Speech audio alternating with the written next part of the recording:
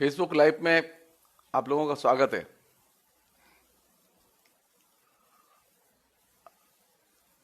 आज की बातचीत का हम लोगों ने विषय रखा है स्त्री साहित्य लेखन की समस्याएं। कई दिन से पॉलिटिक्स तो बहुत बात हो रही थी, तो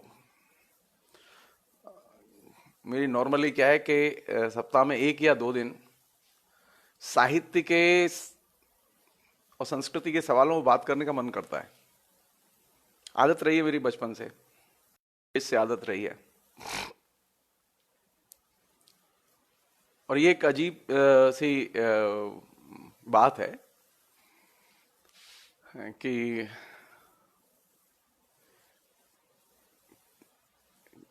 एक आध सवाल भी पूछे हैं लोगों ने, और सवालों के बारे में मैं कितना बोल पाऊंगा मैं नहीं जानता, क्योंकि उसके लिए किताब चाहिए पास में, और किताब है नहीं अभी। फिर भी कुछ चीजें ऐसी हैं जो कि मेरे जहन में जो आएंगी मैं शेयर करूंगा, और अगर आप लोग कोई चीज पूछेंगे तो मैं कोशिश करूंगा कि अगर मुझे लगेगा कि मैं उत्तर दे सकता हूं तो मैं आप लोगों का उत्तर भी दूंगा। और आप लोग जो जिस तरह से मेरा उत्साह बढ़ा रहे हैं और मेरा मन लगा रहे हैं, तो आप लोगों का तो शुक्रिया करना ही पड़ेगा मुझे। मैंने कुछ संकेत स्त्री साहित्य की प्रॉब्लम के आचार्य रामचंद्र शुक्ल पर जो मैंने अपनी बात रखी थी उसमें मैंने दिए थे। हम लोग जो हिंदी साहित्य का इतिहास पढ़ाते हैं, या बंगला के भी लोग हो सकते हैं, मराठी के भी लोग हो सकते हैं, उसमें और भी लोग हो सकते हैं, संस्कृत वाले भी हो सकते हैं, या नाटक वाले भी हो सकते हैं। हम लोग जो कलाओं का इतिहास पढ़ाते हैं, या साहित्य का इतिहास पढ़ाते हैं, या संस्कृति का इतिहास पढ़ाते हैं, तो उस इतिहास को पढ़ाते समय आमतौर पर स्त्री का लेखन उसमें से गायब रहा है। और ये अपने आप में एक बहुत बड़ी समस्या है। चूंकि मेरा संबंध हिंदी साहित्य के पठन पाठन से रहा है, और पठन पाठन के क्रम में मैंने अपने तरीके से स्त्री साहित्य को एक्सप्लोर किया है। मुझे कोई बना बनाया ढांचा नहीं मिला।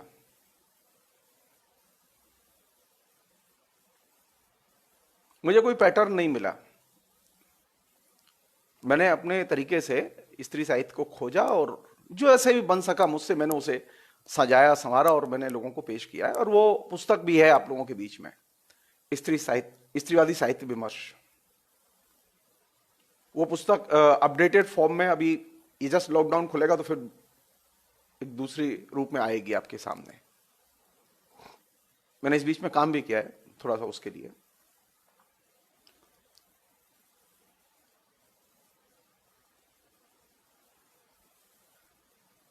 मेरी चिंता यह है कि साहित्य के इतिहास से, या ये राजनीति के इतिहास से, या संस्कृति के विमर्श से, या जीवन के विमर्श से स्त्री कैसे गायब हो गई।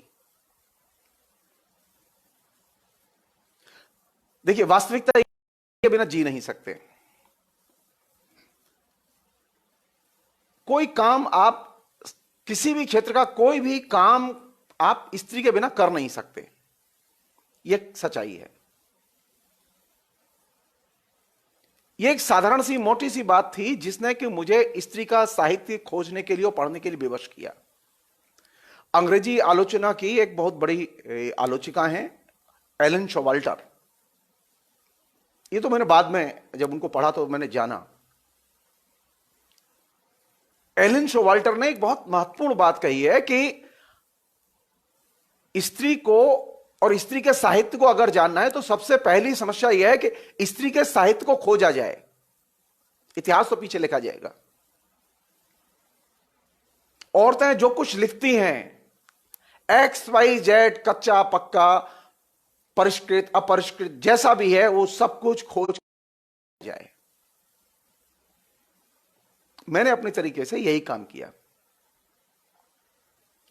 एलन शोवाल्टर, लुइस एर्गिरी, हेलेनी सिक्साउस, या और दूसरी जो पश्चिम की जो बड़ी स्त्रीवादी आलोचिकाएं हैं, उनके पास में बाद में पहुंचा मैं।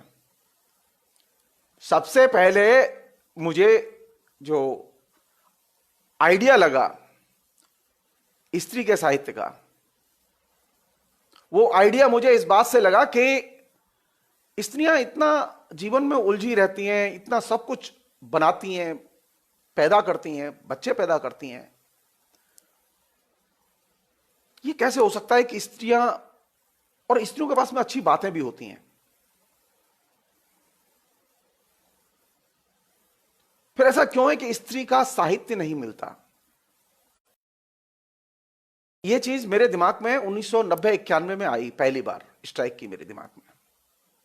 जेएनयू में पढ़ता था तब भी यह चीज थी, लेकिन उस समय मैंने उतना ध्यान नहीं दिया। लेकिन जब मैं नौकरी मेरी लग गई तो मुझे लगा कि मुझे एक काम करना चाहिए अपार्ट फ्रॉम मीडिया, क्योंकि मेरा फेवरेट शौक था कि स्त्री का साहित्य खोजा जाना चाहिए और स्त्री के बारे में पढ़ा जाना चाहिए और स्त्रियों ने जो लिखा है उसे देखा जाना चाहिए। इस क्रम में मैंने हिंदी के जो प्रतिष्ठित आलोचक थे उन सबसे मैंने मुलाकात की, उनके इंटरव्यूज लिए, और उससे मुझे एक अंदाजा लगा कि वहां पर भी बहुत कम जानकारी है।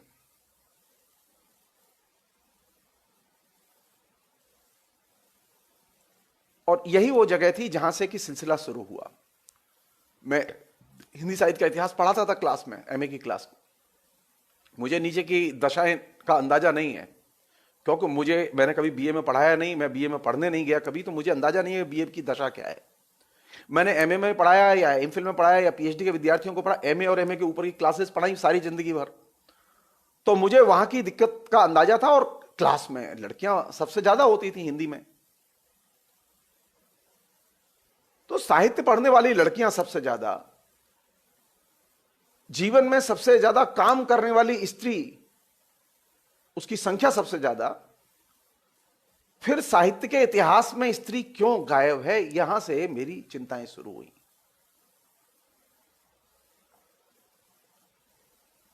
और उसने मुझे बहुत कुछ सीखने को, बहुत कुछ जानने का अवसर भी दिया।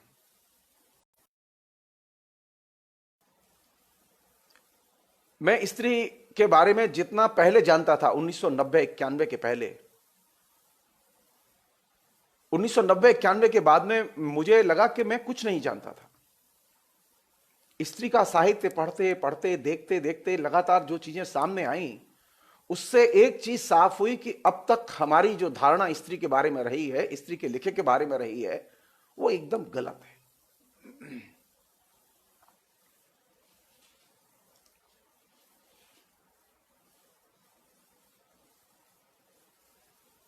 दिलचस्प बात यह है कि हिंदी में बड़े पैमाने पर स्त्री लेखिकाएं हैं, स्त्री का लेखन है और बहुत शानदार लेखन है।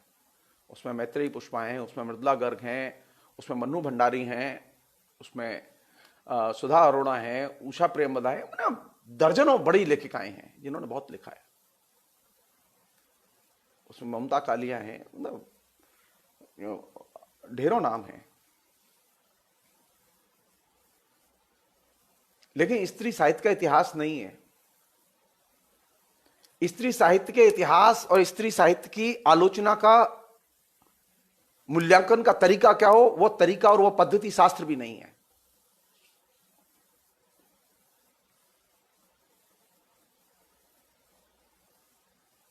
मैंने अपने तरीके से वो पद्धति शास्त्र विकसित करने की कोशिश की और मैंने लिखा भी उसे लेके। उसके पहले किसी ने नहीं लिखा। जिन लोगों ने लिखा वो स्त्री के पद्धति शास्त्र को नहीं जानते थे, वो स्त्री के साहित्य को तो जानते थे। वो कैसे लिखा जाए, स्त्री के बारे में कैसे सोचा जाए, वो नहीं जानते थे।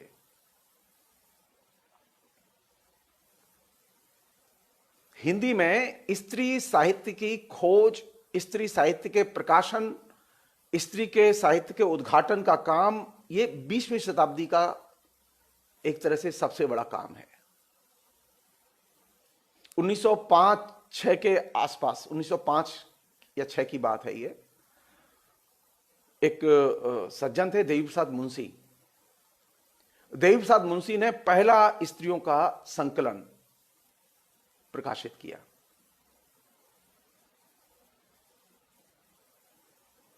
उसके पहले स्त्रियों का कोई कलेक्शन, स्त्रियों की रचनाओं का एक जगह कोई कलेक्शन नहीं मिलता। और वो कलेक्शन आने का एक सुपरिणाम ये निकला कि लोगों का ध्यान उसकी तरफ गया, ज्यादा नहीं गया लेकिन गया।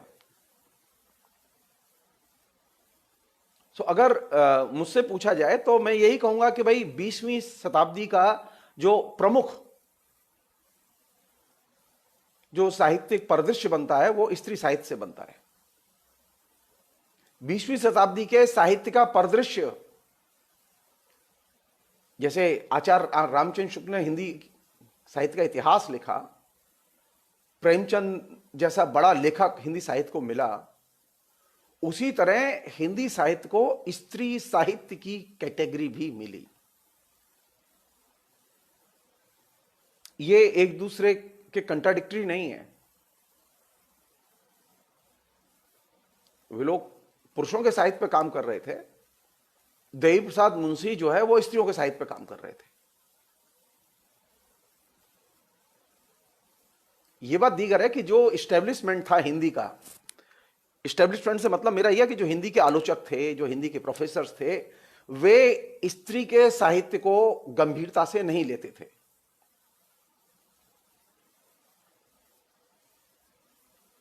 स्त्री के साहित्य को अभी भी हिंदी का एस्टेब्लिशमेंट गंभीरता से नहीं लेता।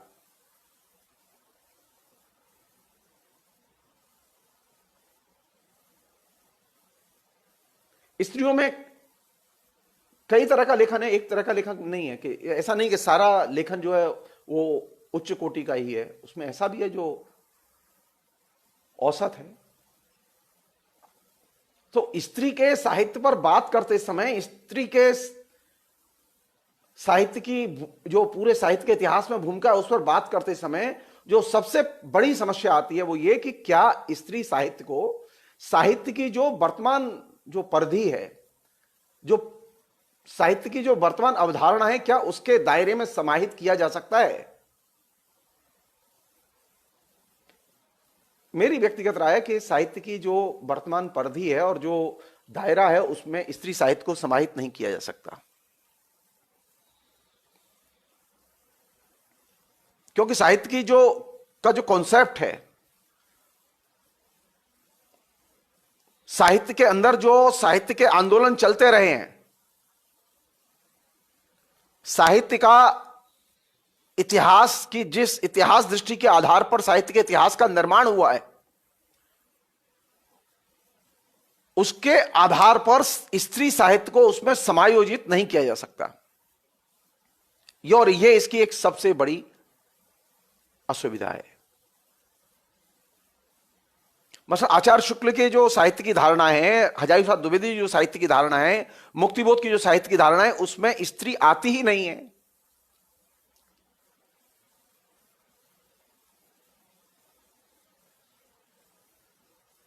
मैं आप लोगों को बोर नहीं करूंगा इसको लेके,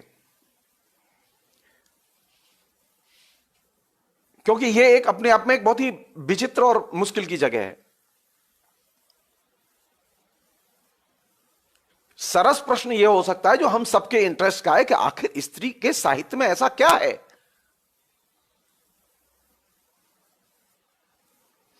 स्त्री की प्रकृति है कि उसकी इतिहास में कोई दिलचस्पी नहीं है। स्त्री को अपने साहित्य का इतिहास नहीं चाहिए। के आइडियोलॉजिकल जो पैरामीटर्स हैं उसके आधार पर विश्लेषण को अस्वीकार करती है।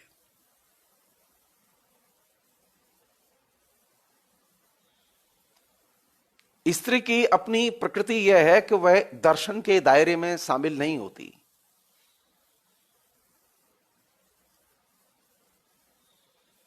क्योंकि दर्शन, राजनीति, साहित्य की विचारधाराएं ये बुनियादी तौर पर स्त्री को एड्रेस ही नहीं करते। यही वजह है कि स्त्री अपने को इनके दायरे के बाहर रखती है,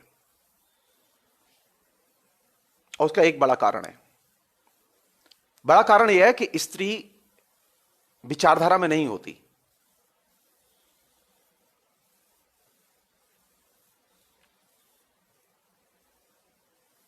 स्त्री किसी भी आंदोलन में भी नहीं होती। स्त्री की दो चीजें महत्वपूर्ण हैं और इन दो चीजों को स्त्री अपने तरीके से देखती है, व्याख्यायित करती है और प्रस्तुत करती है। उसमें उसकी पहली चीज है उसकी अनुभूति और दूसरी चीज है उसका शरीर। स्त्री का मानना है कि उसकी अनुभूति सिर्फ उसकी है और उसका शरीर सिर्फ उसका है। और ये दो चीजें न तो साहित्य की आलोचना मानने को तैयार है, न दर्शन के दर्शन शास्त्री मानने को तैयार है, और न साहित्य की जितनी उपलब्ध धारणाएं हैं वे मानने को तैयार हैं। साहित्य की अब तक पिछले 2000 वर्ष में जितनी भी धारणाएं बनी हैं वे अनुभूति को आधार नहीं बनाती। इसलिए स्त्री को साहित्य की कैटेगरी में शामिल नहीं कर सकते और यही वजह है कि हमें एक अलग से कैटेगरी बनानी पड़ी जिसे हम लोग स्त्री साहित्य कहते हैं।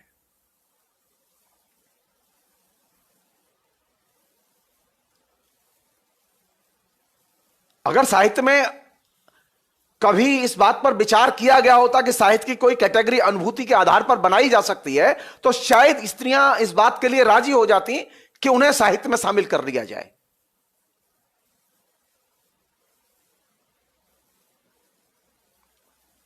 स्त्री के प्रति हमारा रवैया क्या रहा है अभी तक, जीवन में क्या रहा है अभी तक? स्त्री को हम हमेशा, स्त्री पुरुष को दोनों को एक दूसरे के पूरक के तौर पर देखते हैं, स्त्री को पुरुष के पूरक के तौर पर देखते हैं, पुरुष को स्त्री के पूरक के तौर पर देखते हैं। वो जो पुरानी जो बहुत महत्वपूर्ण धारणा है अर्धनारीश्वर की, कि अर्धनारीश्वर की धारणा के तहत हमने कंसीव किया है स्त्री पुरुष के संबंधों को। तो ये जो अर्धनारीश्वर की धारणा जो इनिशियली आई कि स्त्री पुरुष क्या है, ये जो संसार रूपी गाड़ी है इसके दो पहिए हैं। अगर इस संसार में आपको जीवन जीना है तो ये स्त्री पुरुष उसके दो पहिए हैं। ये तुलना ही एसेंशियली स्त्री नहीं मानती, क्योंकि इन दोनों ही धारणाओं में स्त्री की स्वायत्तता, स्त्री की निजता, उसका निषेध है।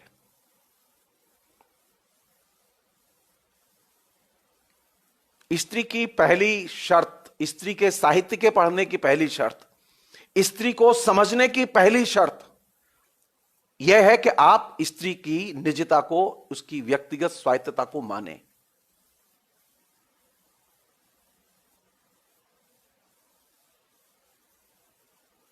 हम स्त्री की निजता और स्वायत्तता को जब तक नहीं मानेंगे, वो अच्छी हो, बुरी हो, काली हो, खुतरी हो, भेड़ी हो, लूली हो, लंगड़ी हो, जैसी भी हो, लेकिन मेरे लिए वो उसकी एक निजता है और स्वायत्तता है, मैं उसका सम्मान करूं।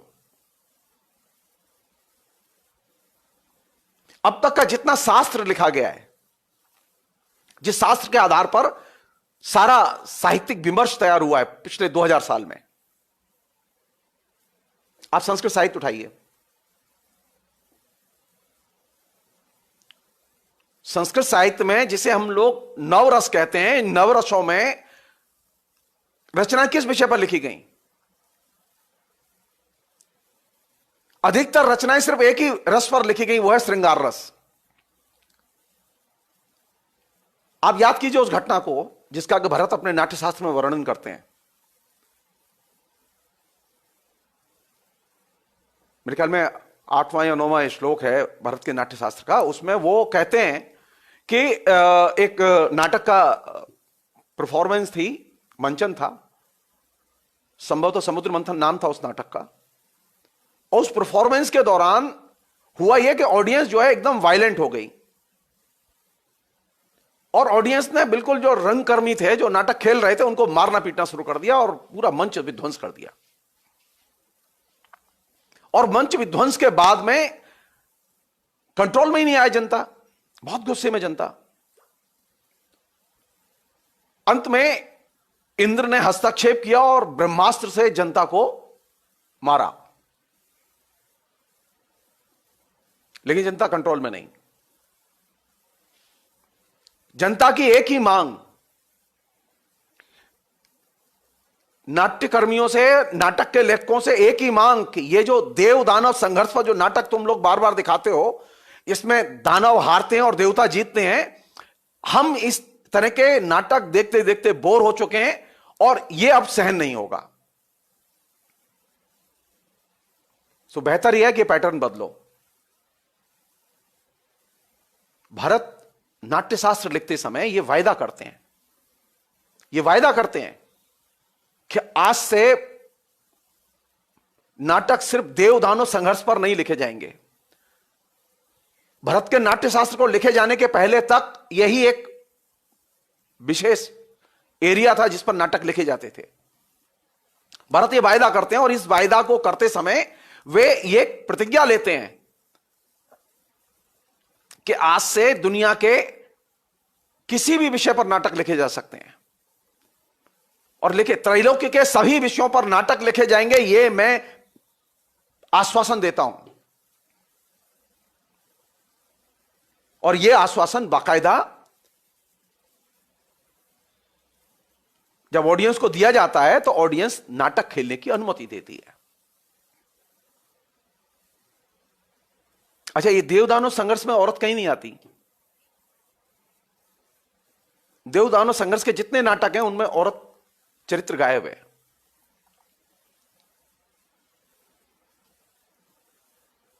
सिलसिला शुरू हुआ वहां से, लेकिन संस्कृत के जो आलोचक थे, संस्कृत के जो लेखक थे, वे इस प्रतिज्ञा को जो कि भरत मुनि ने नाट्यशास्त्र लिखते समय की थी, इस प्रतिज्ञा का वो पालन नहीं करते।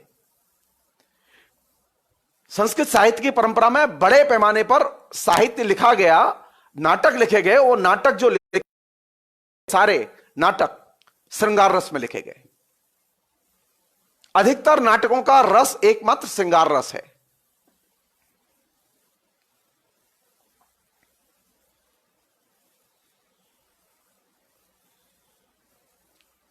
अब यह समस्या आई हमारे सामने कि अगर हम यह नाटक श्रृंगार रस पर लिखेंगे तो क्या इसके दर्शक होंगे?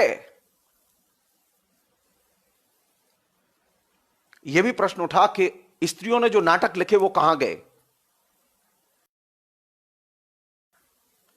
कैसे वो नाटक गायब हो गए। मसलन हम सब लोग जानते हैं इस बात को कि कालिदास की पत्नी बहुत बड़ी विदुषी थी, लेकिन उसकी रचनाएं नहीं मिलती। तुलसीदास की पत्नी बहुत बड़ी विदुषी थी, बहुत बड़ी कवित्री थी, रत्नावली, लेकिन उसकी रचनाएं मिलती हैं, लेकिन उस पर चर्चा नहीं मिलती। आचार्य बृहस्पति की दोनों पत्नियां विदुषी थीं, लेकिन उनकी रचनाएं नहीं मिलती। वेद की दर्जनों ऋचाएं हैं जिनको कि स्त्रियों ने लिखा है, लेकिन उन पर विमर्श नहीं मिलता। कोई तो बात होगी। क्या ऐसी चीज है कि यह औरत का जिक्र करने से, औरत के लिखे को नोटिस लेने से यह पुरुष कतराते रहे?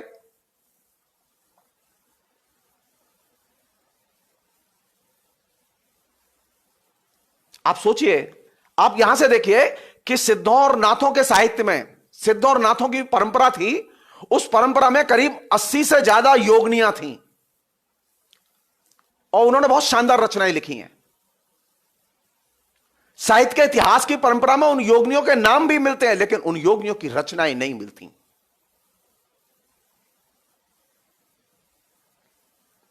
पुरुषों की रचनाएं मिलती हैं, किंतु योगनियों की रचनाएं अभी तक नहीं मिलती। क्यों? क्या वजह है? ऐसा क्या घट रहा है कि स्त्री की रचनाएं गायब हो रही?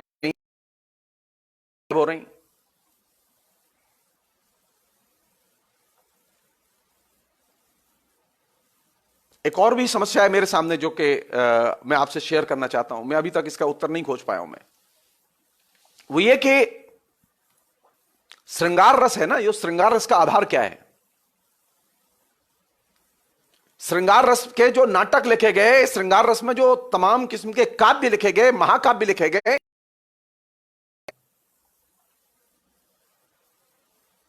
इनका आधार है कामसूत्र। तो कामसूत्र की परंपरा, कामसूत्र के लेखन की परंपरा, इसमें भी कौन शामिल है? सिर्फ पुरुष।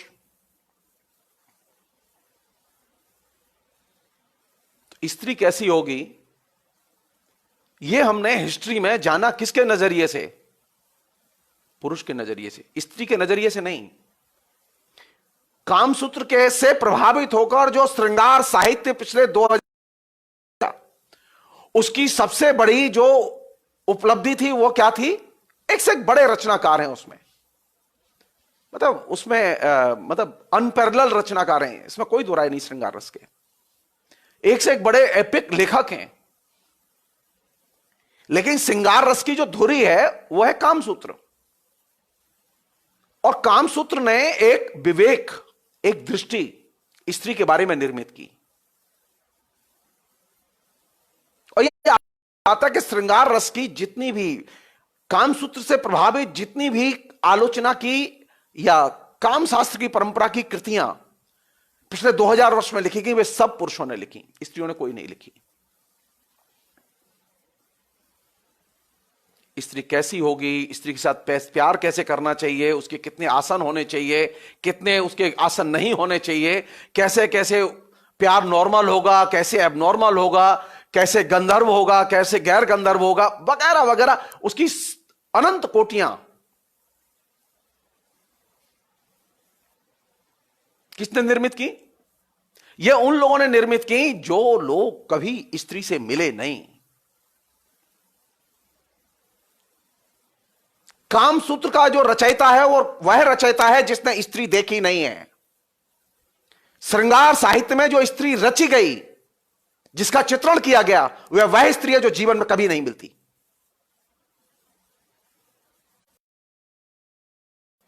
हमारे यहां जो सबसे क्लासिकल रचनाएं, सबसे महत्वपूर्ण रचनाएं मानी जाती हैं, ये वे रचनाएं जहां स्त्री का वह चित्रण है जो स्त्री कभी उपलब्ध नहीं होती।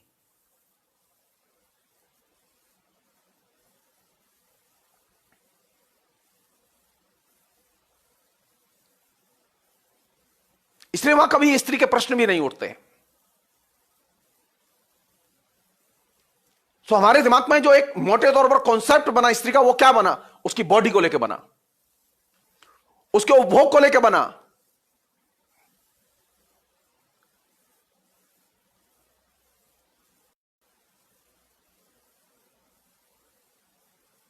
उसकी अनुभूतियों को लेके, उसके मन को लेके, उसकी भावनाओं को लेके, उसकी संवेदनाओं को लेके हमने कभी लिखा ही नहीं। इस श्रृंगार रस में स्त्री जब भी दाखिल होती है तो शरीर के तौर पर दाखिल होती है, भाव भंगिमाओं के साथ दाखिल होती है और एक उपभोग के एंगल से दाखिल होती है। तो हमारी जो पूरी की पूरी मनोदशा निर्मित हुई है स्त्री के बारे में, वो क्या निर्मित हुई है? स्त्री की कौन सी भूमिका है? स्त्री की भूमिका वही है जो उसके शरीर से जुड़ी हुई है। वो चाहे वो बर्तन बासन मांजे, चाहे वो बिस्तर बिछाए या बिस्तर पर सोए। स्त्री का मन, स्त्री की अनुभूतियां, वो हमारे विमर्श का कभी हिस्सा रही। हमने लाख दावे किए, हमने लाख देवियों के चरित्रों का निर्माण किया पूरे ट्रेडिशन में। आप दुर्गा सप्तशती उठाइए, आप ललिता सहस्त्रनाम उठाइए, आप जितने स्त्रियों के नाम पर रचे गए जो चरित्र हैं उनके सहस्त्रनाम और उनके पाठ उठाइए, कहीं पर भी स्त्री की अनुभूति नहीं मिलेगी आपको।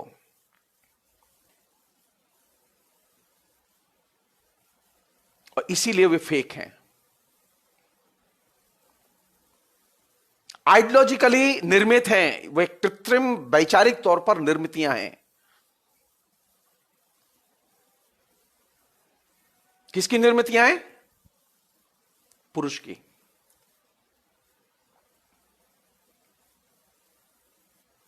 मैं नहीं समझता, मैं इस बात को मानने के लिए तैयार नहीं हूं कि आज से 1500 साल पहले, 700 साल पहले, 800 साल पहले स्त्री के दिमाग में जो चरित्र रहा होगा वो ये रहा होगा कि वो अपने को माता महाकाली बना दे। ये पुरुष की सृष्टि है, ये स्त्री की सृष्टि नहीं है। स्त्री के जितने भी दैवीय चरित्र हैं, वे सारे के सारे चरित्र वैचारिक निर्मितियां हैं और वे पुरुष की सृष्टि हैं, वे स्त्री की सृष्टि नहीं है।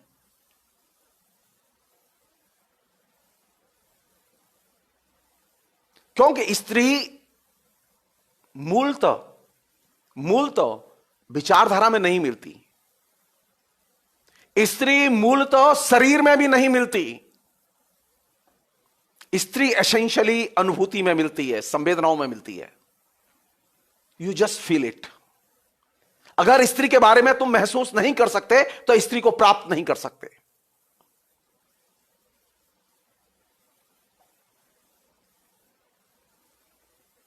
तो स्त्री सिर्फ देह नहीं है, देह तो उसे बनाया गया, और देह जब बनाया गया तो उसमें उसके दिमाग में यह चीज उतारी गई कि सिर्फ देह ही तेरी महत्वपूर्ण चीज है, शरीर ही तेरी एकमात्र वास्तविकता यह है कि स्त्री की शरीर सबसे बड़ी उपलब्धि नहीं है। और यह लड़ाई का सबसे बड़ा एरिया है।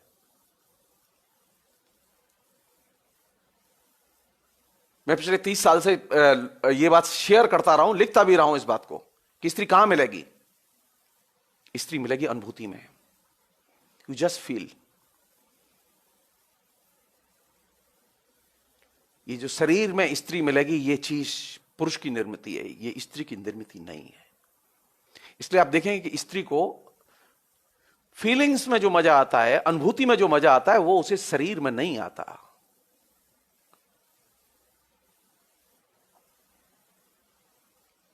तो साहित्य के इतिहास में अनुभूति न प्राचीन काल में आती है केंद्र में, न मध्यकाल में आती है केंद्र में, और न आधुनिक काल में आती है केंद्र में। तो साहित्य की अवधारणा में हम स्त्री के साहित्य को शामिल कैसे करें, स्त्री को शामिल कैसे करें?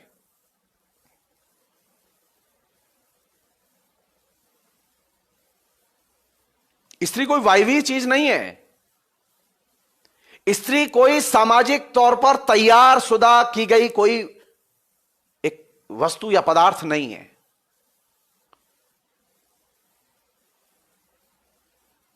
स्त्री हम बनाते हैं, हमारे मन में होती है, वो हमारे सामने होती है, वो हमें उसे अर्जित करना पड़ता है। हमने मुश्किल यह है कि हमने स्त्री को अर्जित करने की सारी प्रक्रियाएं बंद कर दी। हमने एक बनाया ढांचा बना लिया है कि स्त्री कैसी होनी चाहिए, उसकी कैटेगरी 1 2 3 कामसूत्र ने दी है। वो कामसूत्र से परंपरा शुरू हुई है कि अच्छी स्त्री कैसी होनी चाहिए, उसकी नाक कैसी होनी चाहिए, उसका गाल कैसे होने चाहिए, आंख कैसी होनी चाहिए, वगैरह वगैरह, उसका पूरा नक्सिक वर्णन।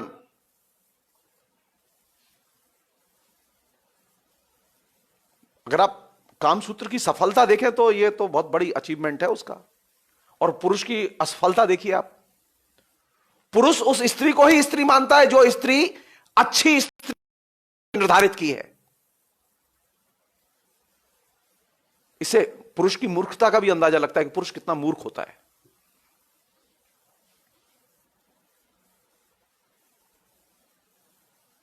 कहां मिलेगी स्त्री? स्त्री से बात करते समय कौन सी चीज महत्वपूर्ण होनी चाहिए? स्त्री का साहित्य पढ़ते समय कौन सी चीज, जो चीज साहित्य के लिए महत्वपूर्ण है वही चीज जीवन के लिए भी महत्वपूर्ण है। ऐसा नहीं है कि साहित्य में तो अनुभूति महत्वपूर्ण है लेकिन जीवन में अनुभूति महत्वपूर्ण नहीं है। जीवन में भी अनुभूति महत्वपूर्ण है। अगर स्त्री की अनुभूति का सम्मान किया जाए, उसकी रेस्पेक्ट की जाए, उसे बाकायदा जगह दी जाए, तो आप तय मानिए स्त्री बहुत सम्मान करेगी आपका। आपने क्या किया है कि आपने स्त्री की अनुभूति को तवज्जो देनी ही बंद कर। हो सकता है उसकी बात गलत हो, उसकी फीलिंग गलत हो सकता है, तब भी उसकी रेस्पेक्ट की जानी चाहिए। उसकी फीलिंग राइट है या रॉन्ग है, यह निर्णय लेने का अधिकार सिर्फ उसी को है, हम कोई नहीं होते। तो स्त्री की ताकत, स्त्री की पहचान कहां से तय होगी? स्त्री की ताकत, उसकी पहचान तय होगी उसकी अनुभूतियों से। जब तक आप उसकी अनुभूतियों को फील नहीं करेंगे, रिकॉग्नाइज, अभी तो हम रिकॉग्नाइज ही नहीं करते। सम्मान तो पीछे दीजिएगा, आप विश्लेषण तो उसके बाद कीजिएगा। पहली शर्त है कि स्त्री की अनुभूतियों को आप स्वीकृति दें।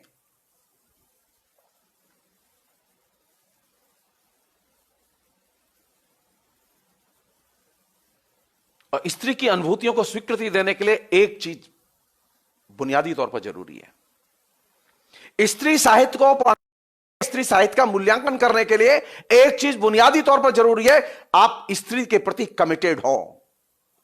आप स्त्री के प्रति कमिटेड हुए बिना, प्रतिबद्ध हुए बिना, आप स्त्री की अनुभूति को समझ ही नहीं सकते, पकड़ ही नहीं सकते। जो लोग ये कहते हैं कि नहीं के प्रति प्रतिबद्ध हैं, हम उदारतावाद के लिए प्रतिबद्ध हैं, हम भारत के लिए प्रतिबद्ध हैं, लेकिन स्त्री के लिए प्रतिबद्ध नहीं है, आप तय मान लीजिए स्त्री आपकी समझ में नहीं आएगी। स्त्री देश में नहीं मिलती, स्त्री घर में भी नहीं मिलती, स्त्री विचारधारा में भी नहीं होती, स्त्री अनुभूति में होती है। और अनुभूति कहां से आएगी? आप उसकी एक स्वायत्तता को माने, और यह अनुभूति आपको अर्जित करनी पड़ती है। हमें से कोई व्यक्ति ऐसा नहीं है जिसने कि स्त्री के साथ जीवन न गुजारा हो। वो पहले मां होती है, बहन होते हैं, परिवार में और दूसरे लोग होते हैं जिनमें स्त्रियां ही स्त्रियां होती हैं, लेकिन हमने कभी यह सोचा है कि उनकी अनुभूतियां कैसी होती हैं? कभी हमने बात की है? मैं आपको एक वाकया बता रहा हूं जिससे कि आपको उसका थोड़ा सा, इस प्रॉब्लम का थोड़ा सा अंदाजा लगे। हुआ यह कि कई हजार साल की प्रैक्टिस है ये। इस सैकड़ों साल की प्रैक्टिस ने स्त्रियों को भी अपनी अनुभूतियों को छिपाने की आदत डाल दी है। जैसे पुरुष उसकी अनुभूतियों को रिकॉग्नाइज नहीं करता, तो स्त्रियां भी अपनी अनुभूतियों का व्यक्त नहीं करती, वो छिपाती हैं अपनी अनुभूतियों को, और ये मान के छिपाती हैं कि कौन सुनेगा, कौन देखेगा, कोई तो फील नहीं करता, क्या जरूरत है बताने की। बहुत पहले की घटना बता रहा हूं मैं, जेएनयू जाने के पहले की।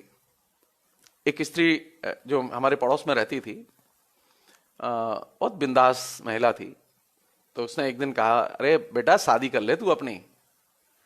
तो मैंने कहा कि अरे चाची कैसे शादी कर लूं? कोई ऐसी लड़की हो जिससे पढ़ी लिखी हो, जिससे बात बात हुई हो, तब तो शादी वादी कर लूं। तो उसने कहा ये क्या बात हुई? पढ़ी लिखी लड़की हो, बात हो गई हो। बोले मेरी तो शादी हुई, मैंने 16 साल तक बात ही नहीं की अपने पति से। शादी के बाद 16 साल तक बात नहीं की, और देख कैसे कर रही है। अब वो उसने मुझे बहुत तेज झटका दिया उसके इस डायलॉग ने, मैं कभी भूला नहीं उसे। तब मुझे लगा कि यार कितना भयावह है ये, मतलब फैमिली रिलेशन है जिसमें कि हम आत्मीयता से रहते हैं, इसमें स्त्री अपने मन को एकदम मार देती है। वह अपने परिवार में अपनी अनुभूतियों को व्यक्त नहीं करती, कभी वो जानती ही नहीं है उसकी अपनी निजी अनुभूतियां क्या होती हैं।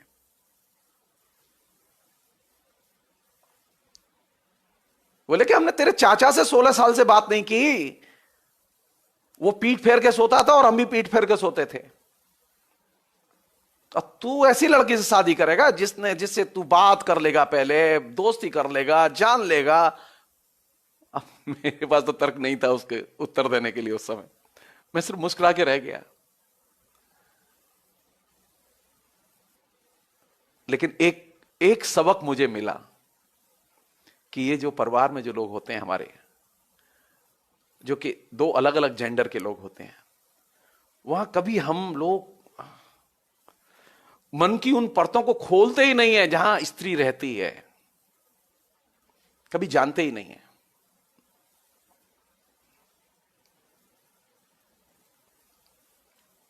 मैं फिर रिपीट कर रहा हूं इस बात को, और मैं स्त्री शरीर में नहीं होती। स्त्री की शरीर में उपस्थिति को दर्ज कराया है इस कामसूत्र ने। स्त्री शरीर है और बॉडी है, और बॉडी के अलावा कुछ नहीं है, यह धारणा दी कामसूत्र ने। और इस धारणा का सबसे ज्यादा प्रतिपादन किया श्रृंगार रस के लेखकों ने।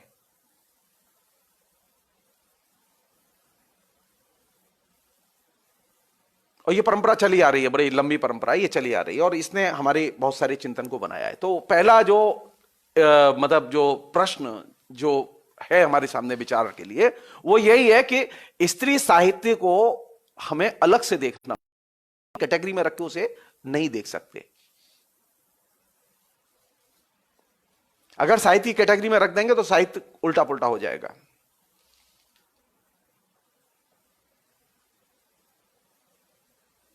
मसलन अगर हम साहित्य की कैटेगरी में स्त्री के साहित्य को रख लेते हैं, हम मान लेते हैं कि हाँ ये एक ही गाड़ी के दो पहिए हैं और स्त्री पुरुष एक दूसरे के पूरक हैं। स्त्रियां इस बात को निषेध करती हैं कि उन्हें पूरक के तौर पर देखा जाए, और मैं इस बात से सहमत हूं कि उन्हें पूरक के तौर पर नहीं देखना चाहिए। स्त्री को स्वतंत्र स्वायत्त रूप में देखना चाहिए। स्त्री पूरक नहीं है, और जब स्त्री पूरक नहीं है तो सारा विमर्श अलग होगा।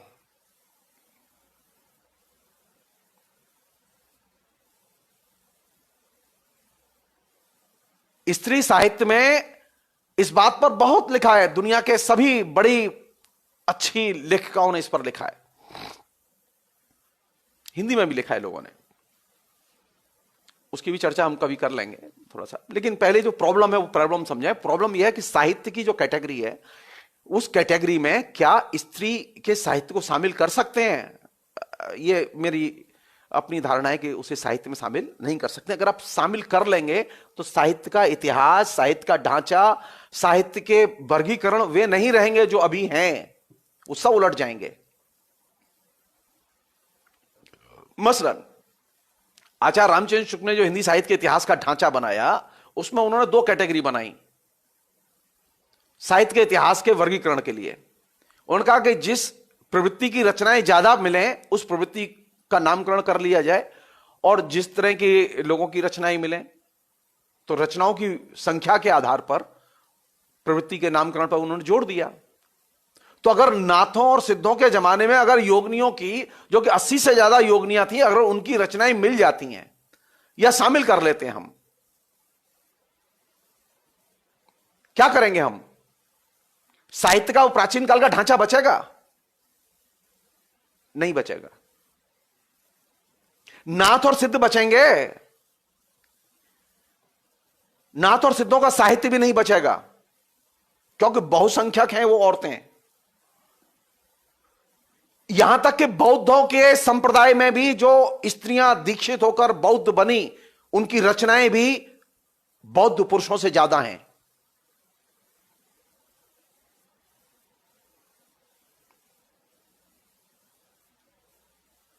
भक्ति आंदोलन में मध्यकाल में जितने पुरुष लेखक हैं उनसे 3 गुना ज्यादा स्त्रियों ने लिखा है, 3 गुना ज्यादा स्त्रियों ने, संख्या है उनकी ऐसी करीब 70 से अधिक स्त्री लेखिकाएं हिंदी की, और जगह की नहीं, हिंदी की। हिंदी के पुरुष लेखक 25-30 से ज्यादा नहीं है, लेकिन स्त्रियों की संख्या 70-75 से ज्यादा है।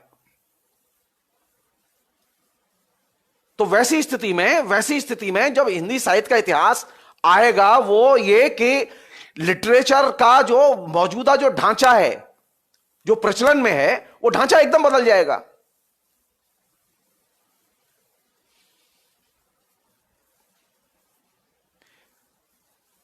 अजय मोरकर जो कह रहे हैं, नहीं, स्त्री के इंक्लूजन की बात नहीं है, स्त्री को एक इंडिपेंडेंट तौर पर देखने की समस्या है।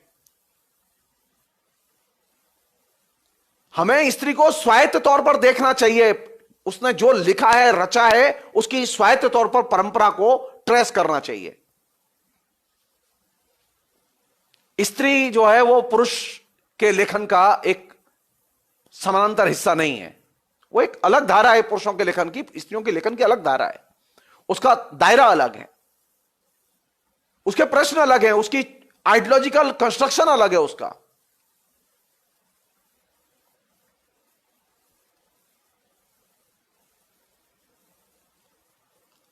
हमें उसे देखने की आदत अपनी अलग से बनानी पड़ेगी। हमारे पास में जो आदतें हैं, जो हमारे संस्कार हैं स्त्री को देखने के, वे सारे के सारे संस्कार पुंजवादी संस्कार हैं। हम स्त्री को स्त्री की नजर से देखते ही नहीं है।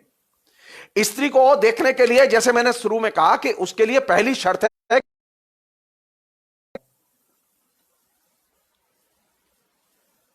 सेकंड चीज, स्त्री के प्रति कमिटेड होने के बाद आपका काम शुरू होता है, आप उसकी अनुभूति को माने।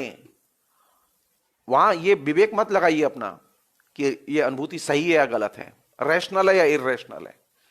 स्त्री की जितनी भी अनुभूतियां हैं, एक्स वाई जेड जो भी हैं, वो अपनी जगह ठीक हैं, वो तय करे वो।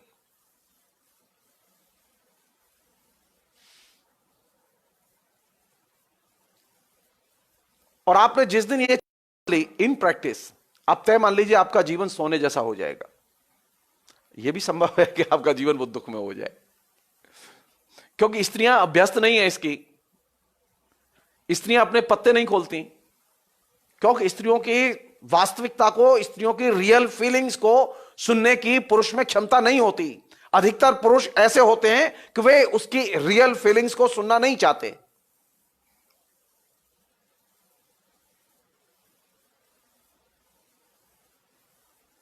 तो आमतौर पर स्त्रियां अपनी रियल फीलिंग को छिपाती हैं, वो बताती नहीं हैं।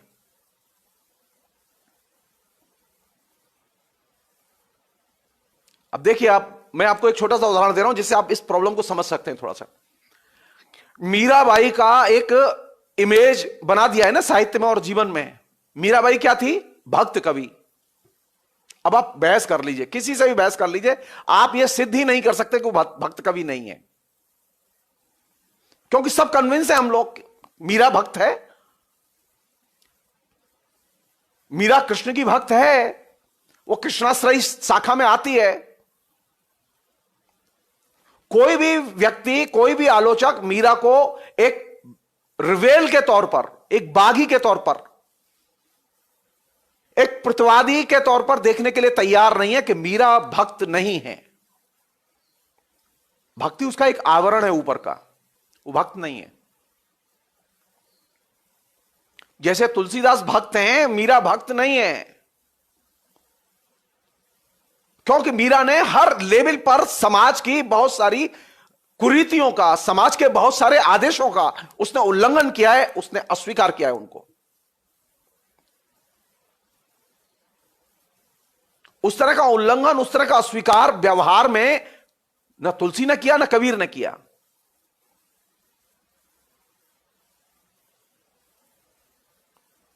मुझे अभी इस समय नाम याद नहीं आ रहा है, रांगे राघव ने एक उपन्यास लिखा है कबीर की पत्नी के ऊपर।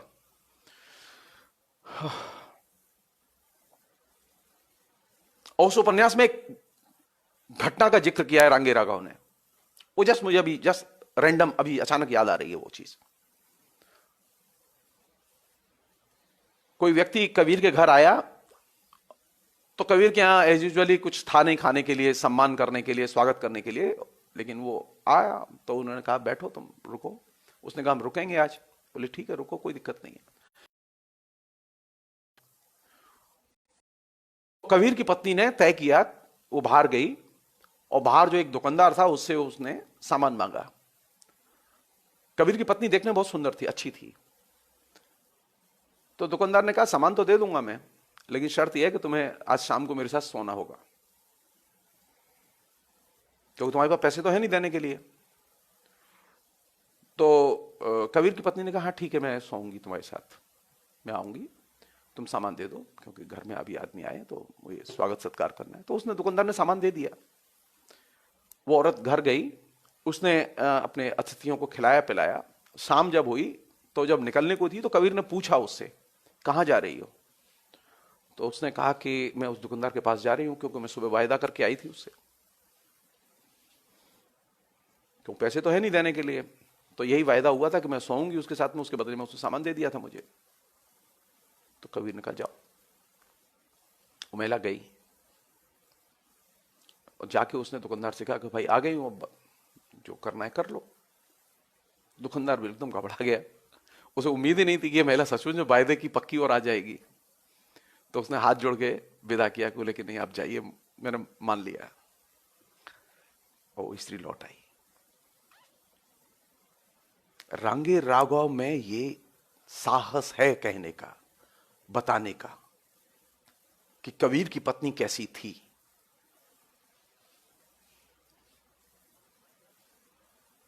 लेकिन हिंदी के तमाम आलोचकों में ये साहस नहीं है। वो कबीर पर ग्रंथ लिख रहे हैं, एक से एक बड़े ग्रंथ, महत्वपूर्ण किताबें लिखी हैं कबीर पर, लेकिन वो कबीर की पत्नी के बारे में नहीं बताते।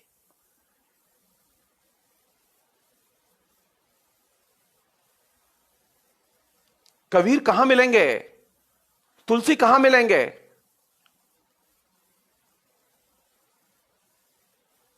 तुलसी के लिखने के पहले, तुलसी की कविता लिखने के पहले, तुलसी की पत्नी जो रत्नावली थी वो कविताएं लिखती थी। उसकी 750 कविताएं हैं और उसकी कविताओं में तुलसी से ज्यादा विकसित दृष्टिकोण है, ज्यादा समझदार दृष्टिकोण है, और तुलसी ने उससे सीखा है। एक छोटा सा नमूना बता रहा हूं मैं आपको, उसे आप उस पूरे इतिहास को और उस दौर को और भविष्य को समझ सकते हैं कि तुलसी के बाद का अभी तक का जो भविष्य है उसे कैसे आया, कंसीव किया उस औरत ने। तुलसी की स्त्री जिस समय कविताएं लिख रही थी उस समय बहुपत्नी प्रथा थी। तुलसी की पत्नी की खूबी यह थी, उसने तमाम ऐसी रचनाएं लिखी हैं, कविताएं लिखी हैं। मेरे पास अभी है नहीं साहित्य, नहीं तो मैं आपको शेयर करता। मैं चाहता हूं कि आप लोग पढ़ें, रत्नावली की रचनाएं हैं, वो मुरलीधर चतुर्वेदी ने उसे संपादित किया है। वो पुस्तक कहीं लाइब्रेरी में मिल जाएगी आपको। तो रत्नावली ने कविताएं लिखी हैं किस पे जानती हो? करवा चौथ पर। अब मेरा दिमाग बड़ा ठनका कि यार पर क्यों रचना लिखी है इसने। अब मैंने उसे स्त्री की नजर से देखना शुरू किया। अब आप सोचिए, आज से 500 साल पहले करवा चौथ के व्रत के ऊपर वो कविता लिख रही है, और किस दृष्टि से कविता लिख रही है? वो कविता लिख रही है इस दृष्टि से कि मेरा पति की और पति की सिर्फ एक पत्नी है, यानी एक निष्ठ पति पत्नी उसके कंसेप्शन का हिस्सा है। एकल परिवार ये उसके कंसेप्शन का हिस्सा है। तुलसी जी ने जब रामचरितमानस लिखा तो रामचरितमानस के लिए जो उन्होंने प्लॉट चुना पूरा का पूरा, रामचरितमानस में 2 परिवार हैं, एक दशरथ का परिवार है और एक राम का परिवार है। कहानी दशरथ के परिवार से शुरू होती है, लेकिन तुलसी की सारी सहानुभूति राम के परिवार के साथ है, दशरथ के परिवार के साथ नहीं है। और दशरथ का परिवार कैसा है? 3 बीवियां, बच्चे और भी लोग हैं वगैरह वगैरह। और राम का परिवार कैसा है? पति पत्नी और बच्चे, एकल परिवार।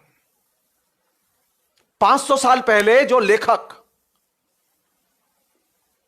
जिसकी पत्नी सबसे पहले करवा चौथ पर कविताएं लिखती है और वो एकल परिवार की कामना करती है कविता में, यह उसका फ्यूचर का भविष्य है। वो स्त्री के लिए चाहती है कि स्त्री के लिए सुंदर भविष्य कौन सा होगा? जब एकल परिवार होगा, एक निष्ठता होगी, ये बहुपत्नी प्रथा और बहुपति प्रथा नहीं होगी।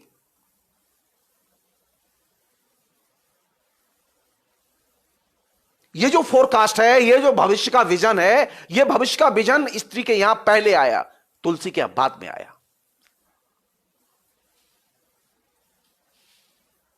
लेकिन आप तो रत्नावली के लेखे को लिखा ही नहीं मानते, तो आप बताएंगे कैसे? आप बताएंगे कैसे? आपको राजा राममोहन राय जो सती प्रथा का विरोध करते हैं वो सबसे बड़े भारत के नायक लगते हैं, लेकिन मीरा स्वयं सती होने से मना करती है, लेकिन वो आपको महानायिका नहीं लगती। मीरा से कहा गया था कि तुम्हें सती होना होगा अपने पति के साथ, मीरा ने मना किया, वो सती नहीं हुई, उसे घर से निकाल दिया गया। उसने घर से निकल जाना बेहतर समझा, लेकिन सती नहीं हुई। तो सती प्रथा का सबसे पहला जो रिवेल है, जिसने ऑफिशियली अपना विरोध दर्ज किया, ऑन द रिकॉर्ड है ये। तो सती प्रथा का जब विमर्श तैयार होगा, वो कहां से तैयार होगा? वो राजा राममोहन राय से शुरू होगा या मीरा से शुरू होगा?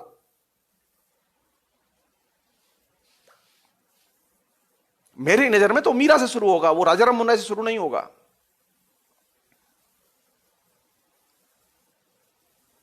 मीरा पहली स्त्री है जो कहती है कि मैं सती नहीं बनूंगी। वो सती नहीं होती। अब आप उसे रिवेल मानेंगे कि नहीं मानेंगे? आप उसे क्रांतिकारी मानेंगे कि नहीं मानेंगे? आपने उसे भक्त बना के छोड़ दिया है, आपने उसे कृष्ण की दासी बना के छोड़ दिया है। वो समाज की नायिका हो सकती थी, वो गौरव हो सकती थी, लेकिन आपने पूजा की चीज बना दिया है उसे। इसे कहते हैं मेल शॉविनिज्म।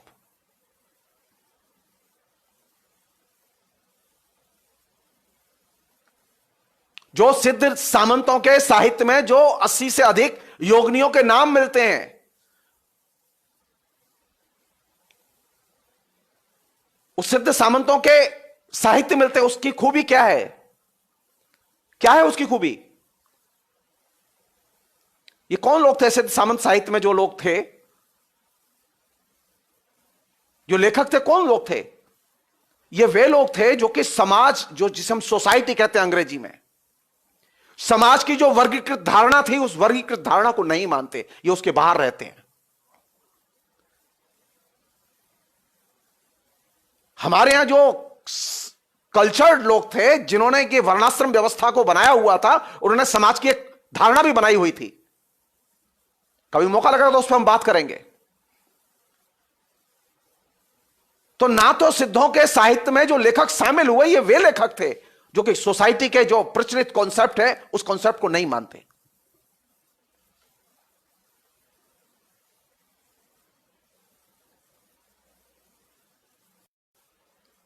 उसके संस्कार नहीं मानते, उसके रीति रिवाज नहीं मानते, उसकी तमाम आदतों को नहीं मानते।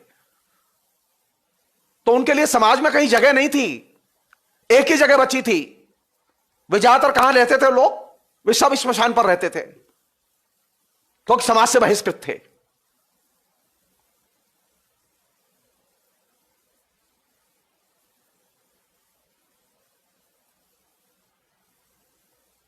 अब आप इन्हें रिवेल के तौर पर देखेंगे या इन्हें भक्त कवियों के तौर पर देखेंगे? जो लेखक लेखिकाएं समाज की प्रचलित धारणाओं को अस्वीकार करती हैं,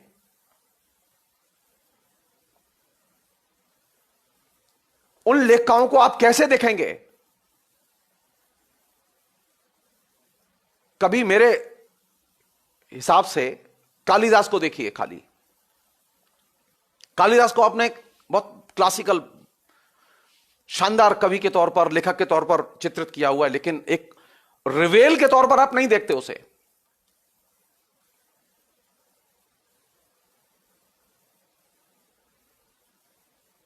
आप कुमार संभव पढ़िए, आप जाइए कुमार संभव में। कालिदास ने सबसे बड़ा दुस्साहस का काम किया अपने जीवन में, किसी कवि ने नहीं किया। ये उसने भगवान के संभोग का वर्णन किया है। दुस्साहस देखिए उसका।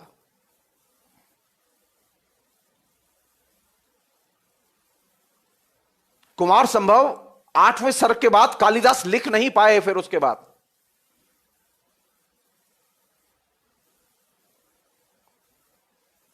रचनाएं पढ़ते समय, साहित्य पढ़ते समय हम उन एरियाज को एक्सप्लोर करें जिनमें हम पहले कभी गए नहीं हैं। क्यों नहीं गए? उसके अपने अपने तरीके हैं, कायदे हैं, तर्क हैं। अगर हमें हिस्ट्री में अगर सती के विमर्श पर बात करनी है तो मीरा प्रस्थान बिंदु होगी, राजा राम मोहन राय नहीं। राजा राम मोहन राय सेकंड। और यही वजह रविन्द्रनाथ टैगोर की नजर में मीरा बड़ी रिवेल है, राजा राम मोहन राय नहीं।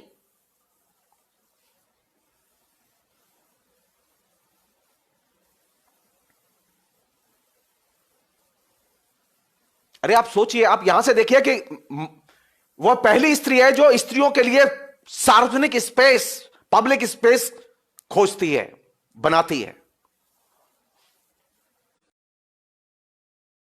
स्त्रियों के लिए पब्लिक स्पेस नहीं होता था पहले कभी। मध्यकाल में मीरा पहले यह काम करती है कि वो पब्लिक स्पेस में जाती है और वो सबके सामने नाचती है। उसका एकमात्र अपराध था ये, जिसे लोग पसंद नहीं करते थे।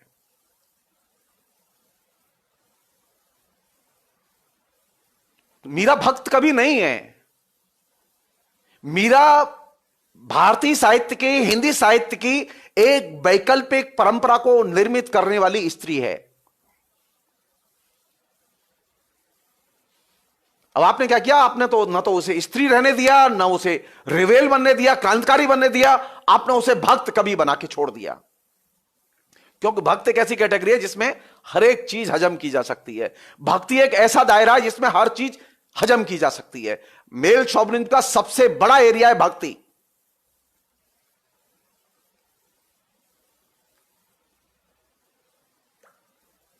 भक्ति को अगर चुनौती आप नहीं देंगे तो आप मध्यकाल के साहित्य को आप पढ़ नहीं सकते।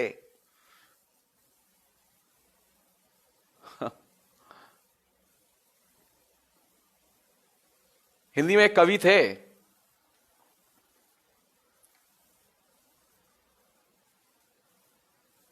ऐसी औरतें थीं साहित्य में, मैंने अपनी किताब में लिखा भी है उनके बारे में, थोड़ा लिखा है, ज्यादा नहीं लिख पाया क्योंकि मेरे पास अभी समय नहीं था उस समय, अभी कभी मौका लगेगा तो डिटेल्स में आएंगी चीजें। ऐसी भी औरतें थीं जो कि खुलेआम कहती थीं कि हम अपने गुरु के साथ जाके हम रहेंगी लिव इन रिलेशनशिप में, हिंदी भाषी क्षेत्र में, ब्रिज में।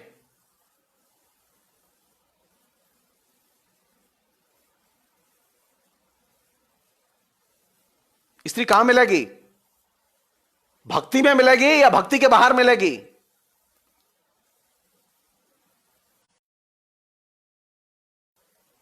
स्त्री की परंपराएं वे नहीं है जो पुरुष साहित्य की परंपराएं हैं।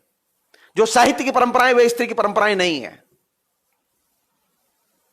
स्त्री के संस्कार वे नहीं है जो कि हमें समाज ने बताए हैं। स्त्री के संस्कार हमने कभी उन्हें अलग से डिकोड करने की, जानने की, समझने की, लिपिबद्ध करने की कोशिश ही नहीं की। मीरा की कहानी आप उठाइए, खाली कहानी उठाइए, मीरा के डिटेल्स उठाइए, आपको एकदम अलग किस्म का चरित्र दिखाई देगा। वो भक्त चरित्र नहीं है, लेकिन आपने उसे भक्त चरित्र बना दिया है। यह हिंदी आलोचना की ब्यूटी है, इसे ही कहते हैं मेल शॉविनिज्म। जब आप स्त्री को विचारधारा के दायरे में लाके और विचारधारा के जरिए निर्मित करने की कोशिश करेंगे तो आप तय मानिए आप स्त्री के मर्म की हत्या कर देंगे। मीरा का मर्म भक्ति नहीं है, मीरा का मर्म है प्रतिवाद और स्त्री का मन। स्त्री के मन और उसकी ताकत, उसकी ऑटोनॉमी कि वो सबसे बड़ी कवित्री है।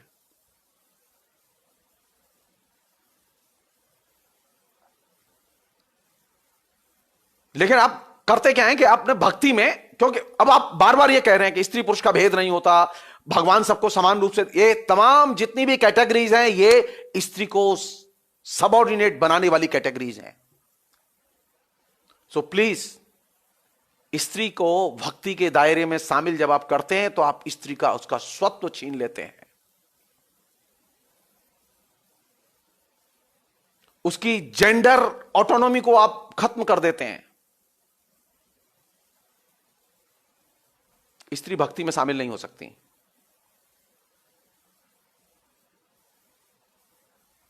स्त्री लेस्बियन भी थी।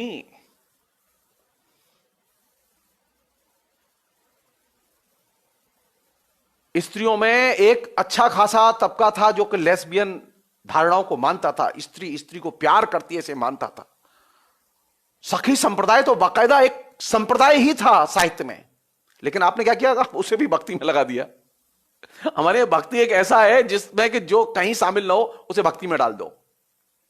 और जब मॉडर्न पीरियड आया तो मॉडर्न पीरियड में साहित्य की कैटेगरी आई। मॉडर्न पीरियड के पहले साहित्य नहीं था, साहित्य की अवधारणा नहीं थी। पहले काव्य था, नाटक था, लेकिन साहित्य as a such, literature as a such category नहीं थी। यह कैटेगरी 19वीं शताब्दी में ही आई है।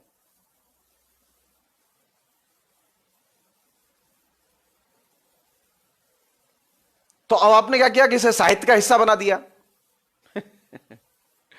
साहित्य का हिस्सा बनाएंगे तब भी स्त्री समझ में नहीं आएगी, वो फिर वैसा ही गल्लूगारा होगा जैसा कि आपने भक्ति में किया है।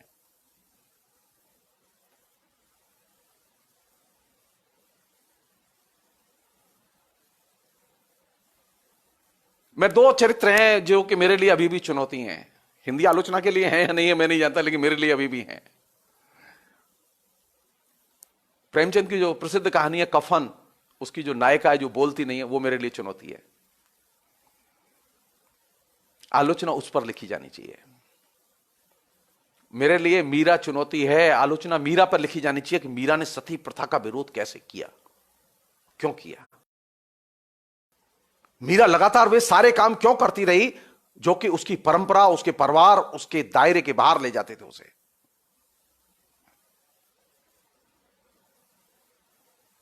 मीरा की पूरी सारी की सारी गतिविधियां वो एक रिवेल की, एक बागी की, एक ऐसे व्यक्ति की, एक ऐसे स्त्री चरित्र की गतिविधियां हैं जो कि उसे किसी भी तरह से परंपरा में शामिल नहीं होने देती। लेकिन हमने परंपरा में ठूंस दिया है उसे।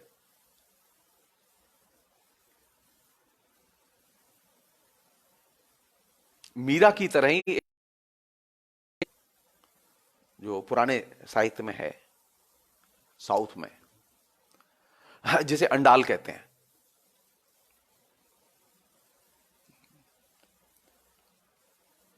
अंडाल जो है वो बहुत ही जिसे कहें कि मीरा ने जिस तरह से अपने प्रेम को व्यक्त किया है, अंडाल ने भी अपने प्रेम को व्यक्त किया और बहुत ही जिसे कहें कामुक ढंग से व्यक्त किया है कृष्ण के प्रति अपने प्रेम को।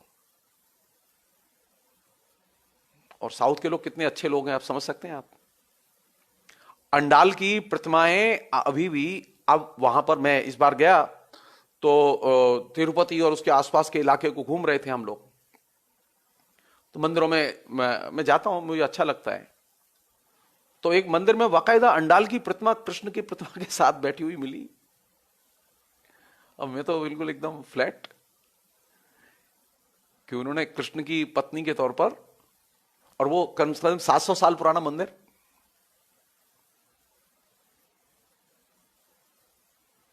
मेल, इसे कहते हैं मेल शोभनिज्म। अब अंडाल को भी उन्होंने पत्नी बना के छोड़ा। नॉर्थ इंडिया वाले कम से कम उन्होंने क्या किया कि उन्होंने कृष्ण की पत्नी नहीं बनाया मीरा को। अगर मीरा साउथ में हाथ लग गई होती तो मीरा को भी कृष्ण की पत्नी बना के वो मंदिर में बैठा देते कहीं। इन्होंने भक्त बना के छोड़ दिया।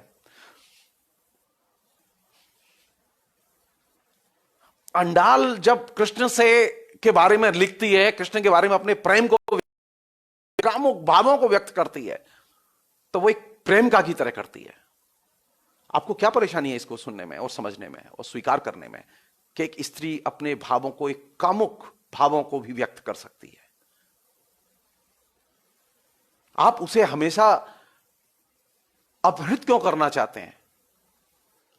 आप उसे सबऑर्डिनेट क्यों बनाना चाहते हैं? वो सबऑर्डिनेट थी नहीं, वो कृष्ण की दासी नहीं थी, वो कृष्ण की प्रेमिका थी और वो अपनी ऑटोनॉमी रखती थी। वो कृष्ण को अपनी शर्तों पर प्यार किया है उसने अपनी कविताओं में।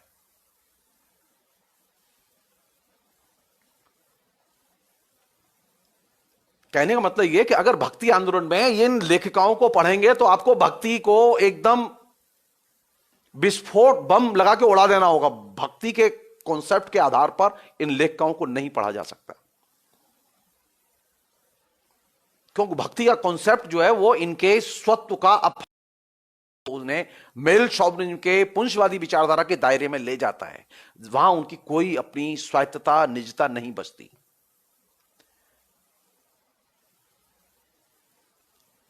बल्कि यह कहना ज्यादा ठीक होगा कि स्त्री जो गुम हुई, उसकी जो पहचान गई, उसकी जो स्वायत्तता को हमने अस्वीकार करना शुरू किया, उसमें भक्ति आंदोलन की रचनाओं की और रचनाकारों की बहुत बड़ी भूमिका थी।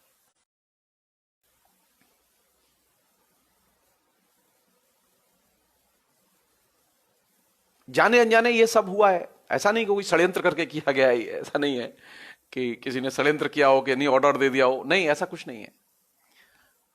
ये अनजाने में हुआ है। मेल शॉविनिज्म है, आइडियोलॉजी इनडायरेक्टली, बिना आपको पता नहीं चलता, लेकिन काम करती है।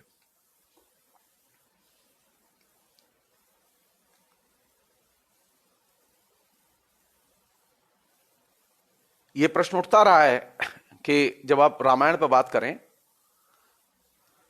आप पुराने लेखकों पर बात करें, तो उन लोगों पर ज्यादा बात की जानी चाहिए जिनको कभी चर्चा में रखा नहीं गया है, और खासतौर पर उन नायिकाओं के बारे में बात की जानी चाहिए जिन पर कभी बात नहीं हुई है।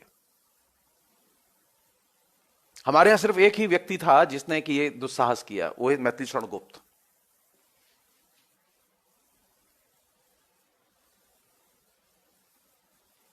मुझे अभी जस्ट किताब का नाम याद नहीं आ रहा, एक प्रसंग याद आ रहा है, मैं प्रसंग शेयर कर रहा हूं आपसे, आप लोग खोज लेंगे अपने तरीके से। मैथिली शरण गुप्त ने एक किताब लिखी है, उसमें उन्होंने राम को नायक नहीं बनाया, लक्ष्मण को नायक बनाया और लक्ष्मण की पत्नी को नायिका बनाया है। और यह काव्य लिखने के बाद में उन्होंने चिट्ठी महात्मा गांधी को लिखी, यरवदा जेल में जब महात्मा गांधी बंद थे, महात्मा गांधी को चिट्ठी लिखी और कहा कि ये मैंने काव्य लिखा है और ये भेज रहा हूं कॉपी आपको, आप बताइएगा पढ़ के। महात्मा गांधी ने पढ़ा और मैत्रेय गुप्त महात्मा गांधी के अनुयायी अनुयायी थे, तो उन्होंने महात्मा गांधी को पढ़ा। महात्मा गांधी ने पढ़ के कहा कि तुमने मेरी भावनाओं को आहत किया है, तुमने राम कथा को एकदम बदल दिया है। पहली बार हुआ कि लक्ष्मण और उर्मिला जो है वो नायक नायिका हैं और वो केंद्र में आते हैं, और राम और सीता केंद्र में नहीं आते। महात्मा गांधी चिट्ठी लिखकर मैत्रेय गुप्त से अनुरोध करते हैं कि तुम इसे बदल दो, मेरी भावनाएं आहत हुई हैं। इसके बाद पलट के मैत्रेय गुप्त चिट्ठी लिखते हैं गांधी जी को कि अगर आपकी भावनाएं आहत हुई हो तो हो, मैं इसे बदलूंगा नहीं।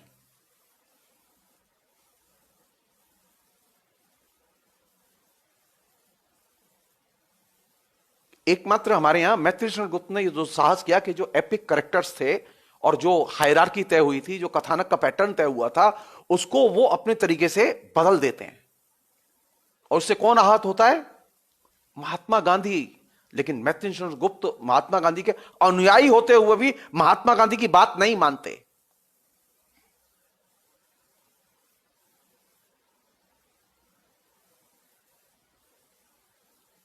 तो साहित्य की जो प्राचीन रचनाएं हैं, मध्यकालीन रचनाएं हैं, उनके जो चरित्र हैं और खासतौर पर स्त्री चरित्र हैं, उन स्त्री चरित्रों पर बात करते समय आपको जो प्रचलित पैटर्न है देखने के, आलोचना के, उन पैटर्न के बाहर जाना होगा। हां, वो गांधी की चिट्ठी आर्काइव में है, वो सब वो डिटेल्स में अवेलेबल है बीएम प्रसाद जी, वो सारी चीजें हैं।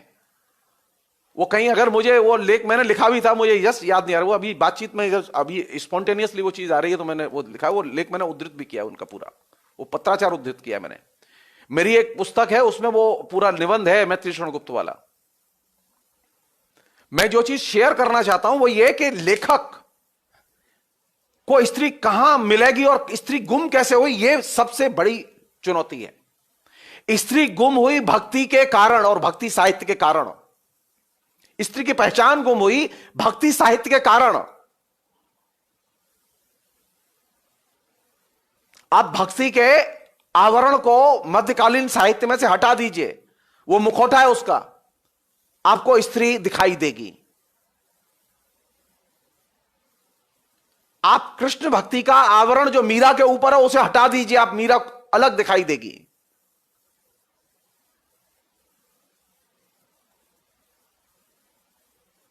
अब आधुनिक काल में आइए, आप आधुनिक काल में आइए तो आप बहुत सारी चीजें हैं, बहुत सारी उलझन है।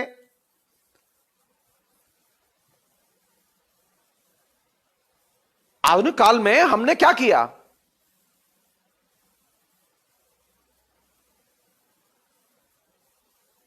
भारतेंदु हरिश्चंद्र के जमाने में, महावीर प्रसाद द्विवेदी के जमाने में, और भी बाद के साहित्य में, प्रगतिशील साहित्य में, बाद के दौर में भी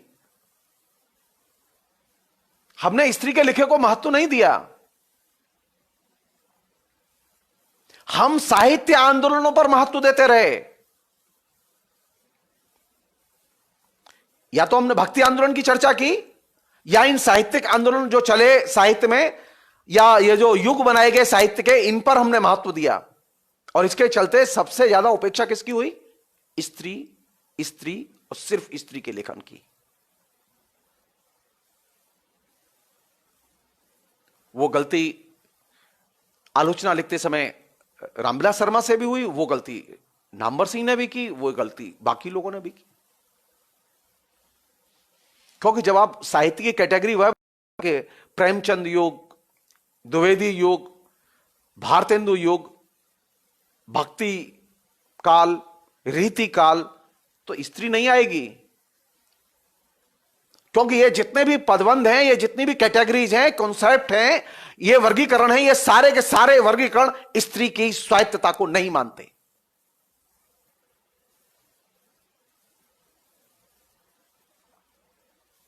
कामसूत्र और कामसूत्र के आधार पर लिखी गई सारी रचनाएं वे स्त्री की स्वायत्तता को नहीं मानती, वे पुंसवादी दृष्टिकोण से रची गई रचनाएं हैं। आपको आश्चर्य नहीं लगता कि औरतों ने बहुत कुछ लिखा है हिंदुस्तान में, लेकिन कामसूत्र नहीं लिखा। किसी भी स्त्री ने कामसूत्र नहीं लिखा, जबकि हिंदुस्तान में कामसूत्र पर लिखने की लंबी परंपरा रही है। और ये अजीब सी बात है कि जो स्त्रियों का लेखन मिलता है उसमें स्त्रियों ने श्रृंगार रस पर केंद्रित तकरीबन नहीं लिखा। कहीं कोई फुटकल रचनाएं हैं, लेकिन ज्यादातर लेखकों ने इस श्रृंगार साहित्य को, श्रृंगार रस को अपना एक लक्ष्य अभिव्यक्ति का नहीं बनाया।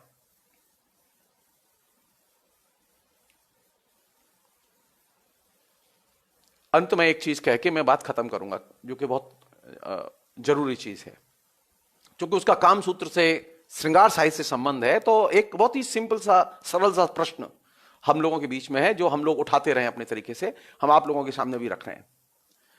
मसलन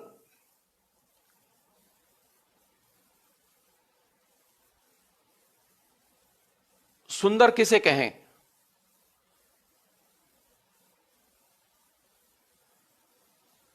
या सजना किसे कहते हैं?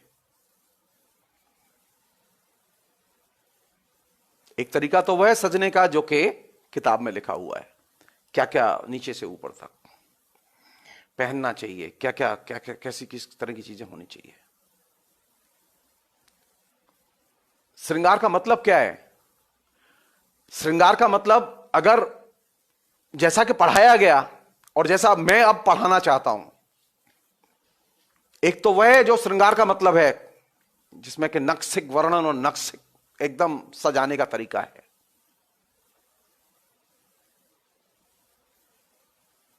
सस्ती क्यों है आप? सजने की जरूरत, सजना इसलिए हम चाहते हैं, हम स्वाभाविक दिखने के लिए।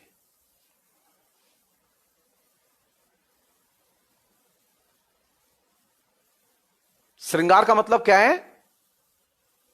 आप स्वाभाविक दिखें। मसलन अगर आप मेरी क्लास करने आई और क्लास करते आते समय आपने एक 10,000 रुपए की बहुत महंगी साड़ी पहनी हुई है और अच्छे जेवर पहने हुए हैं, तो वो अच्छा नहीं लगेगा, वो स्वाभाविक नहीं है। या फिर आप शादी में गई और शादी में आप क्लास की ड्रेस में चली गई, तो वो भी स्वाभाविक नहीं है। सस्ते किस लिए हैं? स्वाभाविक दिखने के लिए। उसका संदर्भ से बहुत गहरा संबंध होता है, उसका वस्तुओं से संबंध नहीं है। क्लास की ड्रेस अलग होगी, शादी की क्लास की ड्रेस में शादी की ड्रेस में नहीं जा सकते।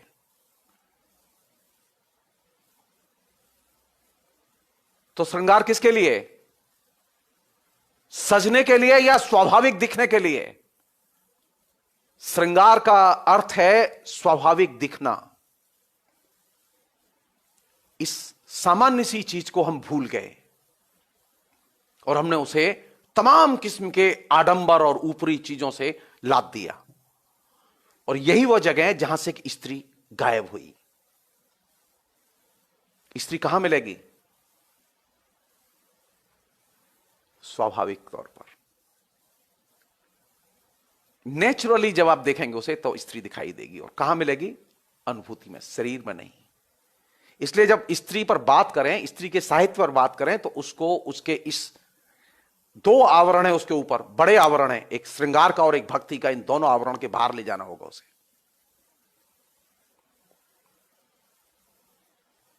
आप तय मानिए, स्त्री ज्यादा सुंदर लगेगी आपको, स्त्री ज्यादा सहृदय ढंग से बात करेगी आपसे, यदि आप उसकी अनुभूतियों को रिकॉग्नाइज करें, उसकी ऑटोनॉमी को रिकॉग्नाइज करें। साहित्य श्रृंगार और भक्ति के आवरण में स्त्री की ऑटोनॉमी को, स्त्री की आइडेंटिटी को अस्वीकार करता रहा है, और यही वह जगह है जहां पर के लगातार अंतर्विरोध पैदा हुए हैं। यही वह जगह है जहां पर के हम स्त्री को एकदम लगातार खोते चले गए हैं। अब हमारे हाथ में स्त्री नहीं है, अब हमारे हाथ में स्त्री नहीं है, स्त्री हमारे हाथ से जा चुकी है। इसलिए हमें स्त्री की कोई फीलिंग भी नहीं होती। हम स्त्री की अलग से कोई फीलिंग होती है इसे जानते भी नहीं है। हम सिर्फ अपनी फीलिंग जानते हैं। हमारी फीलिंग पुरुष की फीलिंग है, वो स्त्री की फीलिंग नहीं है। इसलिए स्त्री की अनुभूतियों को आपको अर्जित करना पड़ेगा, और वह तभी संभव है जब आप स्त्री की नजर से उसे देखें। स्त्री की नजर और पुरुष की नजर एक नहीं होती। स्त्री का दर्द और पुरुष का दर्द एक नहीं होता। ये जो लोग कहते हैं ना कि स्त्री पुरुष एक जैसे होते हैं, वो गलत कहते हैं, गलत कहते हैं। आप स्त्री के दर्द को महसूस नहीं कर सकते, आप चाहे जितने ही फेमिनिस्ट हों। मसलन जो प्रेगनेंसी का दर्द है वो सिर्फ स्त्री महसूस कर सकती है। जो मंथली पीरियड में जो उसे पीड़ा होती है वह सिर्फ स्त्री महसूस कर सकती है।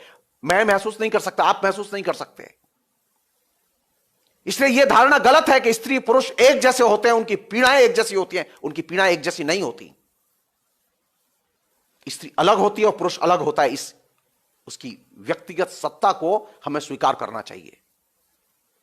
हमने किया यह है कि स्त्री पुरुष एक होते हैं, वो मनुष्य है, और मनुष्य के तौर पर देखो और मान लो उसे, यह सारा घोटाला इसकी जड़ से हुआ है। स्त्री मनुष्य तो है, लेकिन वो स्त्री भी है। उसकी स्वायत्तता को हमें मानना होगा। इसलिए लोगों ने कहा कि वो मानवी है, मानव है और मानवी है। तो स्त्री कहां मिलेगी? जब पुरुष के दायरे के बाहर जाएंगे, पुरुष की अनुभूतियों के बाहर जाएंगे, पुरुष के चिंतन की कैटेगरीज के बाहर जाएंगे, तब आपको स्त्री मिलेगी। तो स्त्री साहित्य पर बात करते समय पहली जो चुनौती है वो ये है कि हम पुरुष की कैटेगरीज में, पुरुष की अनुभूतियों में, पुरुष के नजरिए से स्त्री को न देखें। हमने अब तक स्त्री को देखा है पुरुष के नजरिए से, पुरुष की अनुभूतियों के आधार पर, जो गलत है। और यही वजह है स्त्री हमें पसंद नहीं करती, स्त्री हमें प्यार नहीं करती। स्त्री की आत्मा को हम आज तक जीत नहीं पाए। स्त्री ने अपने दरवाजे बंद कर दिए हमारे लिए। हमने बहुत पहले ही दरवाजे उसके लिए बंद कर दिए थे। तो हम जो लोग दो रहते हैं, वो कौन लोग रहते हैं? हम दो लोग रहते हैं एक बॉडी की तरह, एक दूसरे की शारीरिक जरूरतें पूरा करने के लिए। हम मनुष्य की तरह नहीं रहते। हम उसको मनुष्य की तरह ना खोलते हैं, ना शेयर करते हैं, ना देखते हैं। तो स्त्री के लिए जरूरी है कि आप इस तमाम जो तंत्र पिछले कई हजार वर्ष में आपने निर्मित किया स्त्री को देखने का, इस तंत्र को आप तोड़ें और स्त्री को स्वाभाविक तौर पर देखें, अर्जित करें और उसकी अनुभूतियों की स्वायत्तता को मानें। कोई तर्क नहीं होगा वहां, कोई तर्क नहीं होगा वहां। हम जो तर्क करते रहते हैं वह स्त्री को सबसे ज्यादा होती है तर्क से। इसलिए स्त्री की अनुभूति ही उसके प्यार का सबसे बड़ा तोहफा है। फिलहाल इतना ही। बहुत बहुत शुक्रिया। Thank you.